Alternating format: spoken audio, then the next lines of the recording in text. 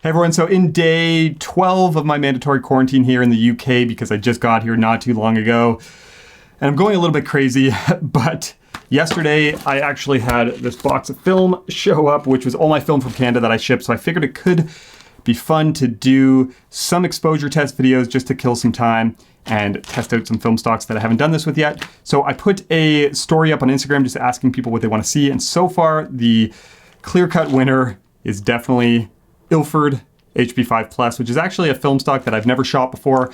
I bought some of this because I want to shoot black and white a little more. So gonna start with this today, and then the runner-up has definitely been Kodak Portra 160, with a close third being Cinestill 800T. So gonna also shoot this stock today, so keep an eye out for that in an upcoming video. But right now, let's head outside and we will fire off some frames and see how the Ilford reacts.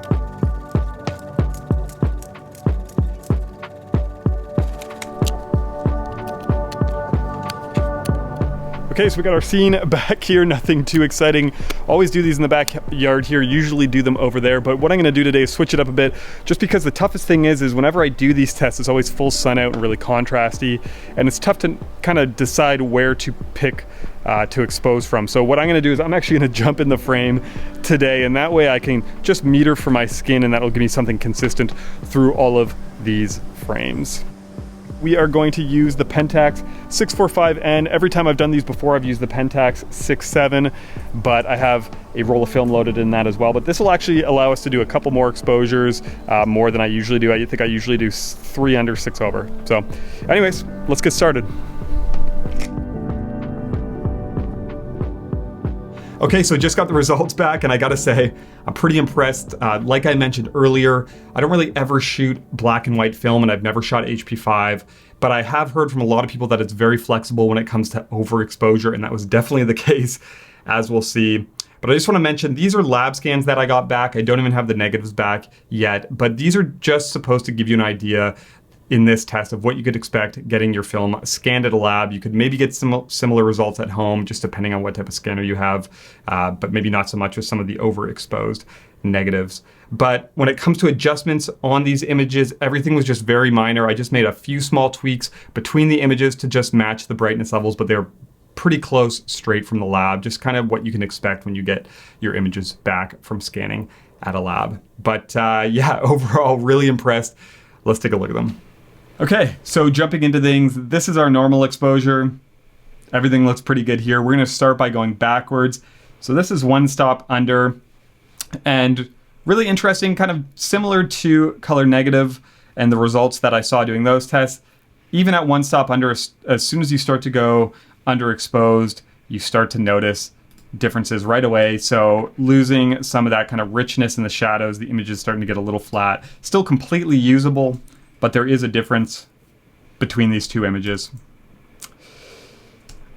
Okay, so this is 2 stops under, and yeah, starting to get very flat already, even at 2 stops.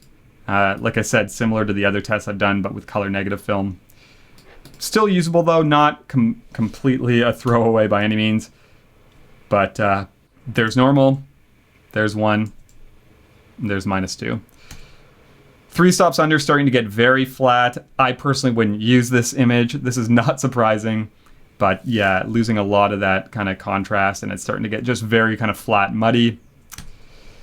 4 stops under, really, really bad. No surprises here whatsoever. This is kind of what I expected. And then 5 stops, completely unusable. No surprise there. But let's just go back quickly. We will go to this normal exposure, and let's, for fun, just throw, actually we'll go to 1 stop under, and then we'll throw the normal beside it. So this is normal on the left and 1 stop under on the right.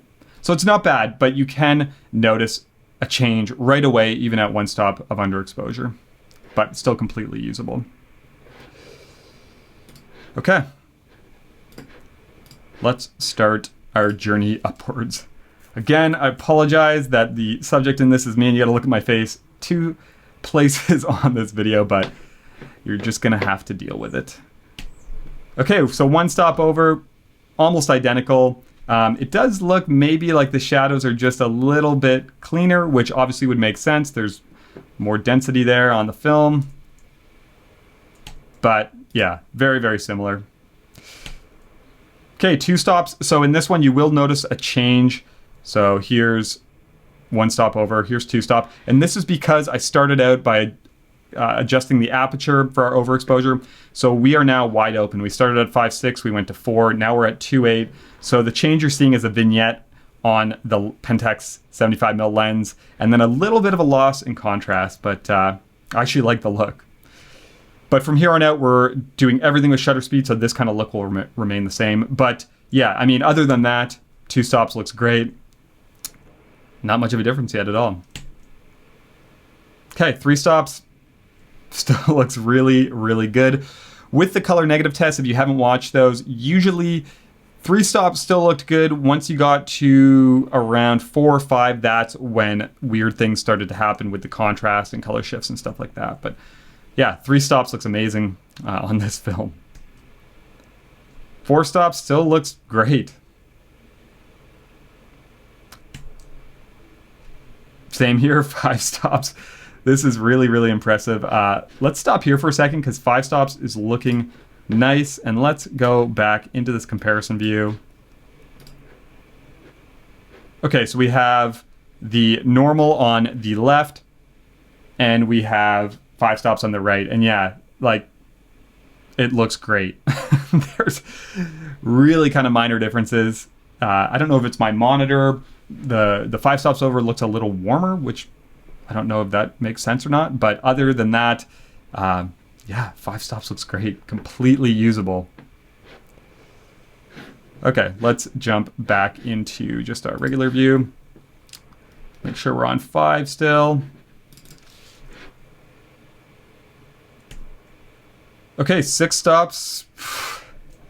Still looks really good. 7. Okay, so now I am finally starting to notice just a change in the contrast and the image starting to fall apart and get a little bit kind of flat and muddy. But this is minor, and this is 7 stops. You would never do this. And this isn't the point of the test. Obviously, you know, you would never really have a reason to go and shoot 7 stops over. I mean, unless you really wanted to for some reason. This is just to get an idea of what these film stocks are capable of, but it's really interesting to see. This is 7 stops of overexposure, and it still looks really good. You could use this absolutely. 6, and this is 7, but I am starting to notice it go, so it'll be interesting to see with the next one. Okay, so this is 8, so that was almost like the breaking point, was right around the 7 stop mark. Now this image is starting to look a little flat for sure. You'll see it in my face, you'll see it in the sky. It's starting to get kind of muddy, and everything is starting to really go to middle gray and lose its kind of luminosity or brightness. So that's 7. This is 8. This is 9. This looks pretty bad, but yeah, this is crazy. 9 stops of overexposure. I would have never ever expected an image to make it this far. This would be unusable for me. And then 10 stops, last one. This is looking obviously really, really bad, which is no surprise whatsoever. That's 8, and this is 7. So let's do a comparison here with 7 and normal, because 7 to me still looks pretty friggin' good. Yeah, wow, crazy. So again, I would never ever shoot at 7 stops of overexposure, but it's pretty wild to see how much this film can kind of handle. Really, really cool. So I think for me, after seeing these results, how I would approach things, just like I do with my color negative, I would probably with this film, I would do a stop of overexposure, just because this film can handle overexposure really, really well. And I always want to kind of ensure that I have some nice information or density in my shadows. Usually with color negative, I'm around half a stop to a stop, but I would definitely shoot HP5 probably at 200, but just by seeing these tests, you could absolutely shoot at 100 or even 50 and still get really, really nice results if for some reason you wanted to do that. But yeah, really kind of shocking, gotta say. Okay, so overall, really cool test to do. I gotta say, for someone who's never shot HP5, and I actually loaded up on some of this recently because I want to start shooting black and white more, It really excites me to kind of see these results. Obviously, I'm not gonna go and overexpose 7 or 8 stops on purpose. Probably, like I said, I'd stick around 1, but it's just really cool to see how flexible this film is. You know, being very impressed in the past with the color negative tests I've done. Interesting to see you can get a couple more stops of overexposure out of this film. So really, really cool to see. Hope this helps you guys. I know that HP5 was a really popular request when I put out this question on Instagram, so hope you guys enjoyed this one. As always, thank you for watching. If you're not following me on Instagram, my link is in the description below. Check it out. I post all of my work there, updates about my work, all that kind of stuff. And yeah, until next time, thank you guys. We'll see you soon.